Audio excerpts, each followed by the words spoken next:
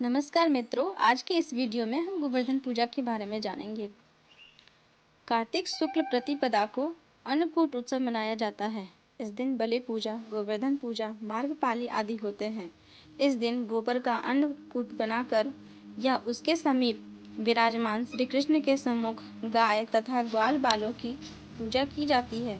यह ब्रजवासियों का मुख्य त्योहार है। इस दिन मंदिरों में विविध प्रकार की खाद्य सामग्री से भगवान को भोग लगाया जाता है। इसकी कथा इस प्रकार है। एक दिन भगवान श्री कृष्ण ने देखा कि पूरे ब्रज में तरह तरह के मिष्ठान तथा पकवान बनाए जा रहे हैं।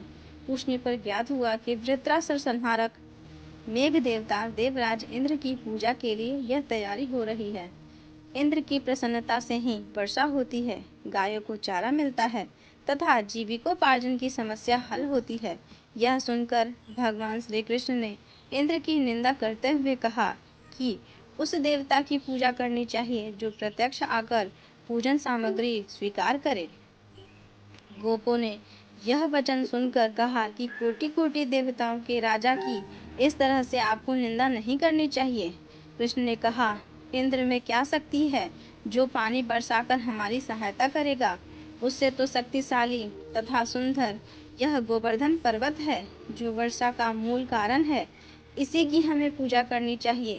भगवान श्री कृष्ण के वाकजाल में फंसकर सभी ब्रजवासियों ने घर आकर गोवर्धन पूजा के लिए चारों ओर धूम मचा दी। तत्पश्चात नंद जी ने ग्वाल गोपांगनाओं सहित एक सभा में कृष्ण से पूछा कि इंद्र पूजन से तो दुर्भिक्ष उत्पीड़न समाप्त होगा, चौमासे के सुंदर दिन आएंगे, मगर गोवर्धन पूजा से क्या लाभ होगा।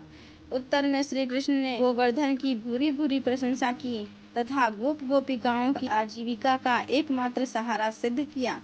भगवान की बात सुनकर समस्त ब्रजमंडल बहुत प्रभावित हुआ तथा अपने घर जाकर सुमधुर मिष्ठान पकवानों सहित पर्वत तराई में श्री कृष्ण द्वारा बनाई विधि से गोवर्धन की पूजा की।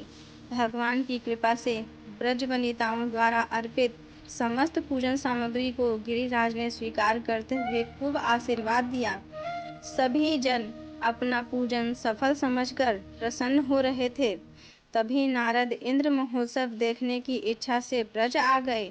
पूछने पर ब्रज नागरिकों ने बताया कि श्री कृष्ण की आज्ञा से इस वर्ष इंद्र महोत्सव समाप्त कर दिया गया है।